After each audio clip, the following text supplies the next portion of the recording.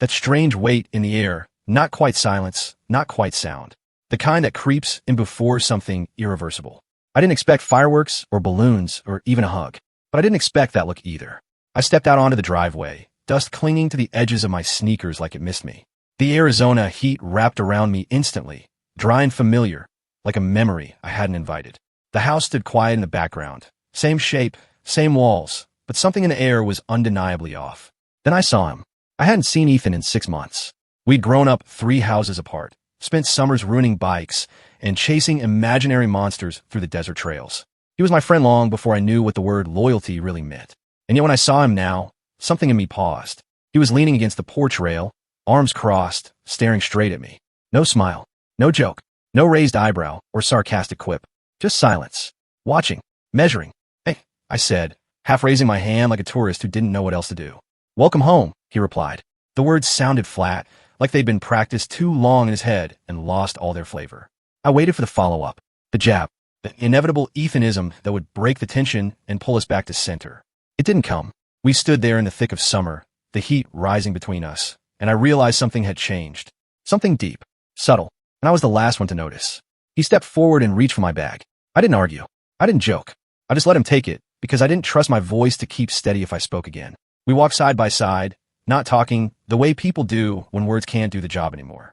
When we got inside, I stopped. Not because anything looked different, it didn't, but because the air inside felt denser. Like it had been waiting for something too. "You hungry?" he asked without looking at me. "Starving," I lied. He nodded. "Open the fridge. Close it again without taking anything out." I leaned against the counter, watching him, but trying not to.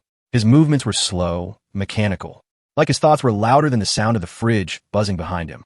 We ended up outside, not because we needed fresh air, but because neither of us could stand the inside any longer.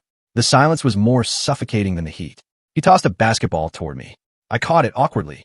"You still suck," he said, and for a moment, just a flicker, the old Ethan returned. But then it faded, just like that, like sunlight slipping behind a cloud too fast. "What's going on with you?" I asked. Quiet. No accusation. Just the need to know. He bounced the ball once. Then again. Then let it roll away. "Nothing," he said. The kind of nothing that meant everything. I want to call him out. Shake him. Tell him to cut the crap and talk to me like he used to. But I didn't. Because something in his eyes stopped me. Not anger. Not even sadness. Fear. It didn't belong on his face. Not him. Not Ethan. The guy who used to jump off roofs in his swimming pools, who stood up for me when no one else would, who once told off a teacher for picking favorites and got suspended for it. Now he looked like he was carrying a weight he didn't know how to explain. Or maybe he didn't think I'd understand. We sat on the back steps, staring out at the yard. He tapped his foot. I picked at a weed growing between the wooden planks. The silence between us wasn't empty. It was full, stuffed with unsaid things that neither of us knew how to unwrap.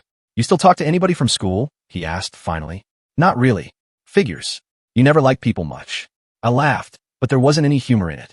"You used to like me," I said. He didn't answer right away. Then, "I still do." But he said it like it hurt. That night, I lay in bed and stared at the ceiling, replaying every moment since I arrived. Every glance, every pause, every almost conversation that collapsed before it began. Something was wrong. Or not wrong, just buried, pressed down, controlled. And Ethan had always been bad at control. The next day, we ended up walking to the old skate park. It was abandoned, cracked at the edges, but still standing, like it had been waiting for us. We sat on the edge of a dry concrete bowl, feet dangling into the heat. "You remember when you broke your arm here?" he asked. "You pushed me," I reminded him. "You dared me to." I was joking. I wasn't. He smiled, but it didn't reach his eyes. Then he added, almost absent-mindedly, "You cried so hard I thought I killed you." I laughed. "You apologized like 50 times. Didn't feel like enough." The way he said it, quiet, like the memories still ached, made me pause. His hand gripped the concrete, knuckles white. We sat in silence again, but this time it wasn't awkward. Just heavy, like the moment was holding its breath. That night, we didn't talk much either. We watched a movie, or pretended to.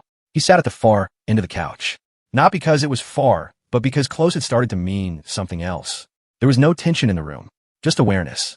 Like two people both knew the bridge between them was shorter than it looked, and neither wanted to be the one to cross it first. I caught him looking at me once. He looked away fast. Too fast. By the third day, I started to count the things he wasn't saying. The way he changed the subject every time we got close to anything personal. The way he disappeared for long stretches in his room. The way he avoided being alone with me indoors for too long, as if the walls were too honest. I knew something was building, something unspoken and unavoidable. but I didn't know if it belonged to him or to both of us. The last straw, or maybe the first real crack, came that evening. We were in the garage, looking for a box of old video games. He reached up to the top shelf, pulled down the box, then stopped. Just stood there. Ethan, he didn't turn around. When he finally spoke, his voice was lower than I'd ever heard it. Careful. You ever feel like something changed and no one told you when? I didn't know what to say. He set the box down, turned, looked right at me. I mean, not like stuff growing up. I mean you. Like, you were one thing, and now you're not. And you don't know what to do with it. I nodded, slowly, not because I fully understood, but because I felt what he meant. Yeah, I said, I think I know that feeling. For a moment, he looked relieved, then guarded again. But the line had been crossed. Not completely, not out loud, but the silence had changed shape. That night, he didn't sleep in his room. I heard him walking the hallway past midnight. Then I heard his steps pause outside my door. They didn't come in, but they didn't leave either. And I lay there, awake, heart racing, wondering what would happen if the door actually opened. It didn't, but it would. Eventually, something about the way Ethan said my name had changed. He didn't call me Lex anymore, a nickname he used for years like it was part of my actual identity. Now he said Alex. Every syllable deliberate, careful, like he didn't trust himself with the shortcuts. I didn't bring it up, but I noticed. It started the morning after the garage. I was pouring cereal. He walked in, still half asleep, and just said, "Morning, Alex," like we'd never been anything but formal. I almost didn't respond. Not out of offense, out of confusion. I said, "You good?" Just to break the weird silence. He gave me a nod and muttered something about not sleeping. That part wasn't new. I'd heard him pacing again last night. Quiet, steady footsteps up and down the hallway like someone rehearsing a decision they weren't ready to make. I told myself it was just in my head, that maybe he was anxious about something else. Family, school, summer jobs. But deep down, I already knew that wasn't it. The day passed with him avoiding eye contact more than usual. When we watched a movie, he didn't sit beside me. When I asked if he wanted to go get food, he said, "Later," and disappeared into the garage again. At first, I thought I'd done something wrong. I replayed everything I'd said since I got back. Every joke, every sentence. But none of it made sense. We weren't fighting. He wasn't angry. He was just quiet. Not the "I'm tired" kind of quiet. The kind that builds up behind your ribs until it forces its way out. Later that day, I found him out by the basketball hoop. He wasn't playing, just standing there, the ball untouched at his feet. I stepped outside without saying anything, trying not to scare the moment away. He noticed me, but didn't speak. Just looked at the ball, then at me, then at nothing again. "I can leave if you want," I offered, half joking. "No," he said quickly. Too quickly. Then softer, "Stay." We stood there, 5 feet apart, like two people waiting for a third thing to happen. Something to give us permission to be normal again. "I miss it," he said suddenly. "What?" "This. Us. Talking without thinking. Laughing without whatever this is." I swallowed hard. "Yeah, me too." He nodded like that was all he needed to hear. But I saw it. The moment he almost said something else. His lips parted. His brow shifted. But whatever it was died in his throat. Again, I didn't push him. Not yet. But I was starting to understand. That night, we didn't talk at all. We sat on the porch while the sun dipped low and the sky turned burnt orange. I asked about his classes. He answered with a shrug. He asked about mine. I said, "Nothing worth remembering." We both knew those were lies. Something else was sitting between us. Not silence, exactly. Something heavier. Like a truth neither of us knew how to name. The tension wasn't constant. It came in waves. Sometimes we joked like old times, tossed insults back and forth like nothing had changed. But then it would return. The stillness. The quiet pull of something unspoken just under the surface. One afternoon, we ended up walking one of the desert trails behind the neighborhood. It was the kind of path we used to run as kids, barefoot and reckless, daring each other to chase rabbits or jump off rocks. Now we walked slow, heads low, words measured. "I ever tell you about the guy I roomed with last semester?" I asked, trying to steer the air toward neutral ground. Ethan shook his head. He was kind of nightmare. Played guitar at 3 in the morning. Tried to grow basil on the windowsill like we lived in Italy. Ethan laughed, finally, but not for long. What happened to him? Moved out halfway through the year. Said I was too quiet. That's ironic. I smirked. Guess people don't like being around silence. Ethan's eyes flicked toward me, but just for a second. Then, some silences are better than noise. The sentence sat heavy in the air. He didn't look at me again after that. Not for the rest of the walk. At dinner, we barely spoke. Mom asked if everything was okay. I said we were tired. Ethan nodded like that was the right answer. Later that night, I caught him outside in the driveway, sitting on the hood of his truck, staring at the sky like it owed him something. I sat beside him without asking. "You used to talk more," I said after a long stretch of quiet. "So did you." "That's fair." He glanced at me, and this time didn't look away.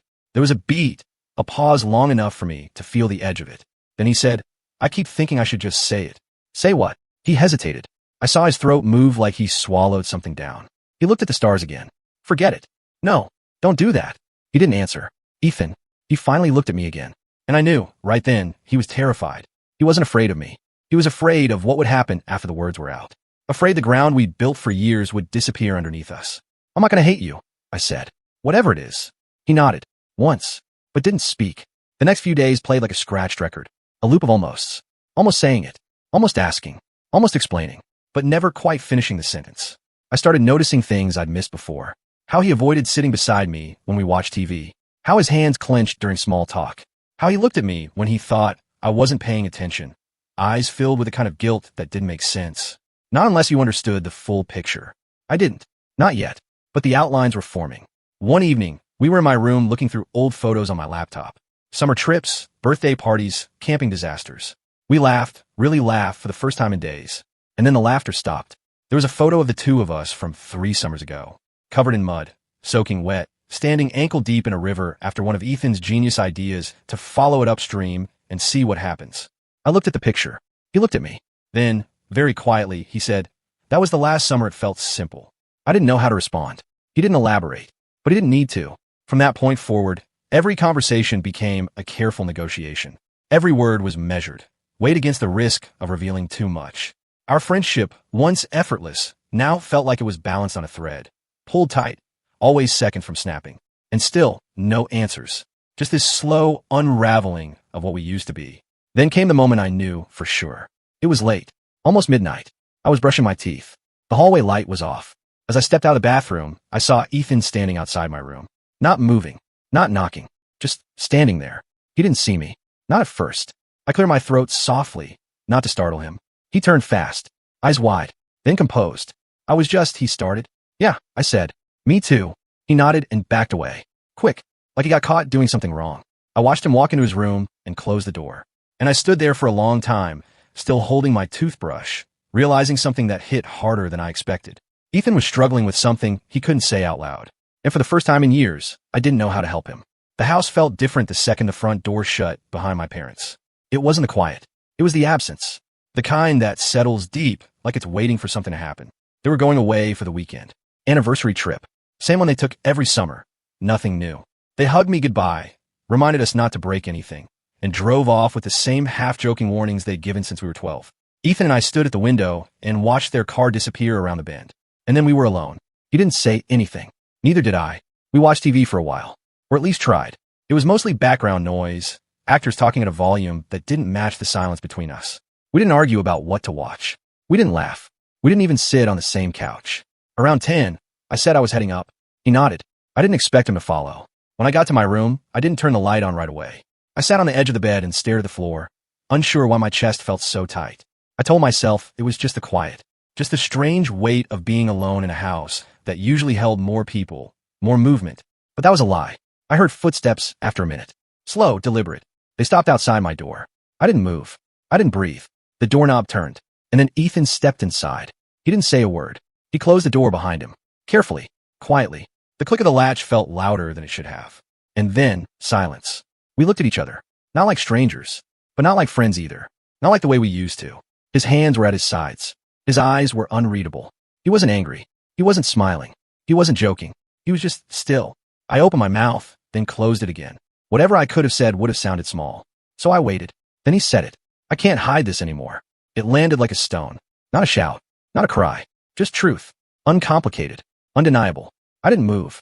He stood there, like he didn't know what I was going to do next. Like he was waiting to be pushed away. Or worse, for me to pretend I didn't understand. But I did. Not fully. Not clearly. But I felt the shape of it. The weight. The reason behind the weeks of silence.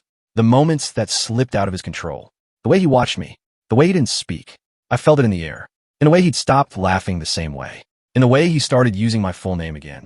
In every almost he'd never finished. I swallowed. What do you mean? He shook his head slightly, like he hated even having to explain. I mean, I've been trying to pretend that nothing's different. I could just act normal. But it's not working anymore. Still, I didn't say anything. Because deep down I felt something too. And I was afraid of naming it. He leaned against the wall, hands and fists at his sides. I think it started a while ago, he said. I just didn't let myself see it. Or I didn't want to. His voice wasn't shaking. But it wasn't steady either. All this time, I've been trying to figure out what's wrong with me. but I don't think something's wrong. I think I've just been scared. He paused. Scared of you finding out. That hurt. Not in the way he probably expected. Not out of offense. But because I hated that he had to feel afraid at all. I looked at him. Really looked at him. And for the first time, I saw past the silence. Past the tension. Past all the things he hadn't said. I'm not going to freak out, I said. He looked at me quickly, like he didn't believe me. I'm serious. I didn't say you would. You didn't have to. He pushed off the wall and paced once across the room, then stopped. I'm not trying to make this weird. I just needed to say it. That's all. That's not all. He looked up sharply. You didn't come in here to just make a statement and leave. No, I didn't. Silence again. Then, I like you. The words weren't dramatic. There was no hesitation left in them. Just exhaustion. Relief. Fear. I blinked. Not out of shock. Out of realization. I know, I said quietly. He stared. You do? I didn't want to know. But yeah, I think I've known for a while. He exhaled. Not a sigh. Something deeper. And I didn't answer right away. Because I didn't know how. Because I didn't know what to do with the truth now that it was out in the open. I stood up and crossed the room. Not toward him. Just to move. Just to breathe. I don't have the answer, I said. Not yet. I'm not asking you to. I know, but I don't want to lie either. You've been honest. I owe you that. He nodded once. It was small. Controlled. I never meant for it to happen like this, he said. I didn't plan any of it. And it's not like I think you feel the same. I turned toward him. I don't know what I feel right now, but I don't want you to disappear because of it. He looked down. I'm not going to disappear. Good. Silence again. But it wasn't the same kind. This time, it felt cleaner. Less heavy. I just needed to say it out loud, he said. And you did. Yeah. Another pause. Then he said, I'm not ashamed of it. I looked him in the eye. You shouldn't be. He let out a breath, like he'd been holding it for weeks. I thought I'd ruin everything. You didn't. His shoulders dropped slightly. I don't want to lose what we have. You won't. I already feel like I did. I shook my head. This doesn't change everything. Not unless we let it. He nodded. But there was still something in his face, some line of doubt that hadn't faded yet. Whatever happens next, I said, you're still my best friend. He didn't answer right away. Then, thanks for not making it worse. I smiled small. You didn't give me a reason to. He looked at the door. I should probably go. If you want to. He hesitated. Maybe just sit for a minute. Yeah, I said. Of course. He sat on the edge of the bed. Not close. Not far. And we stayed there. Quiet. Not uncomfortable. Just quiet. Everything had changed. But nothing had broken. We didn't talk for a while after he sat down. There was no tension in the air anymore. Not like before. What lingered now wasn't fear. It was the absence of it. That strange weight of something finally said out loud. And the silence that follows when there's nothing left to rehearse. Ethan sat near the edge of the bed, shoulders slightly forward, hands together, like he wasn't sure what to do with himself. I sat across from him on the floor, knees up, leaning against the wall. We weren't looking at each other, but we weren't avoiding each other either. We were just there. I'm sorry if that was too much, he said eventually. It wasn't. You sure? I nodded. Yeah. He gave a quick, short breath that sounded like it might have been the beginning of a laugh. But it stopped before becoming one. I've had a version of that moment in my head 100 times, he said. Didn't think it'd happen like that. Me neither. He glanced at me. Did you ever think I might feel that way? I hesitated. Not at first. Not when we were younger. But lately? I've noticed things. He looked down. I didn't do a good job hiding it, he said. You didn't do a bad job either. He gave a slight shrug. I think a part of me didn't want to hide it anymore. Even if I couldn't say anything yet. Why now? He was quiet for a second, then looked back at me. Because you're going to leave again. In a few weeks. And if I didn't say it now, I'd keep dragging it behind me like I've been doing. I stayed quiet. He went on. I didn't expect anything from you. I still don't. I needed you to know. Because if I didn't say it, I was going to keep pretending every second we spent together wasn't harder than the one before. The words were calm. Even. But not distant. He wasn't performing. He wasn't asking for anything. He was simply letting the truth sit where it belonged, in the space between us. When did it start? I asked. I'm not sure. He paused, thinking. I think I always felt something. I just didn't know what to call it until a year ago. Maybe longer. But got louder once you left. Why then? Because it made me realize how much of my world had you in it. He didn't sound poetic or dramatic when he said that. It came out flat. Steady. The kind of truth you don't dress up. And it scared me, he added. Because I didn't want it to be something I'd have to lose. I didn't know what to say to that. For a while, neither of us said anything. There was no pressure to speak. The words were out. They didn't need repeating. But inside me, something was shifting. I'd never seen Ethan like this before. Not during arguments, not during hard days, not during anything. He wasn't cracking. He wasn't unraveling. But something inside him had finally let go. It changed how I looked at him. Not because he liked me. Not because of the confession. But because, for the first time, I saw how much it cost him to carry it all this time. He wasn't the guy I grew up with right now. He He wasn't the reckless kid who'd dare me to climb roofs, or the guy who made everything into a joke when things got too serious. He was someone who'd been scared to lose a friend because of who he was. And that, more than anything, hit me. You don't have to explain yourself anymore, I said. He looked at me. Not with disbelief. Not with expectation. Just quietly. I'm not mad. I'm not uncomfortable. I stopped. Try to find the right words. Trying to process it. He nodded. I get that. I picked at a thread on the edge of the rug. I never thought about this. Us. That way. I know, but I've been thinking about everything lately. And I don't know what it means yet. I don't want to say something I can't stand behind. I'd rather you didn't, he said. I didn't come here to force anything. I know you didn't. He looked at his hands. It wasn't just about saying it to you. It was about saying it at all. Out loud. I've never done that before. Not even to anyone else. He shook his head. That's brave, I said quietly. I didn't feel brave. I still don't. Well, you are. He looked at me for a long time, then said, thanks. We sat again in silence. But now it was different. Not empty. Not tense. Just still. He stood eventually and walked over to the window. Looked out at the yard, hands in his pockets. The moon was out, but dim behind clouds. When I told you, he said, still facing away, part of me thought it might ruin everything. It didn't. I know. But I thought it might. And I said it anyway. Because it was true. Yeah. I got up and walked over next to him, not touching, just standing beside him. You didn't ruin anything, Ethan. He gave the smallest nod. I'm glad. I looked out the window too. The night was quiet, still warm. The street beyond our driveway sat empty. Do you regret it? I asked, saying it. Yeah. No. He turned to me. I'd regret it more if I never did. I nodded. That makes sense. Do you regret hearing it? No. We looked at each other. Not in tension. Not in confusion. Just mutual understanding. Then we're okay? He asked. We're more than okay, I said. He smiled. Small. Barely there. But real. I should go to bed, he said. You can stay here if you want. He shook his head gently. Not tonight. Not yet. I think we both need a little space. I nodded. He walked toward the door, paused with his hand on the handle. Thanks for letting me say it, he said. You never needed permission. He opened the door, then looked back one last time. I'm glad I did. Then he left, closing it softly behind him. I sat back down. The room felt quiet again, but it wasn't the same silence. This one was clear. This one had room for something new. The night didn't end with answers. It didn't need to. After Ethan left the room, I sat there for a long time, not thinking in words, just feeling. Everything had shifted, but quietly, like someone had picked up our friendship, tilted it slightly, and set it back down in a way that felt the same until you looked closer. I didn't sleep much. At some point past midnight, I heard footsteps again. This time, they didn't stop outside my door. They passed by, then faded into the back hallway. He wasn't pacing, just walking, just letting it out. In the morning, I woke up earlier than usual. The house was quiet, still holding the kind of hush that follows big conversations. I got dressed and went downstairs. He wasn't in the kitchen, wasn't on the porch. I found him outside by the street, sitting on the curb like we used to when we were kids, tossing pebbles into the gutter. I didn't say anything, just sat beside him. He glanced over, eyes tired but clear. Morning. Hey. We sat like that for a while, legs stretched out into the street, watching the occasional car pass. No one slowed down. No one noticed us. It was one of those rare moments that felt completely unobserved. I didn't expect to sleep, he said eventually. Did you? A little. Me too. More silence. But it was easy now. Something between us had opened, and whatever had lived in the dark before didn't feel so heavy anymore. You okay? I asked. He nodded. Yeah, I think I am. He picked up another small rock and rolled it between his fingers. I thought I'd feel worse today, exposed or something. But I don't. Good. I feel lighter. Because you don't have to hide anymore. He nodded again. We walked into town later that day. No plan, just the usual path. The heat was strong but not unbearable. We moved at a lazy pace, not talking much at first. I noticed the way people passed us. The cashier at the gas station who greeted us the same way as always. The old man walking his dog who waved.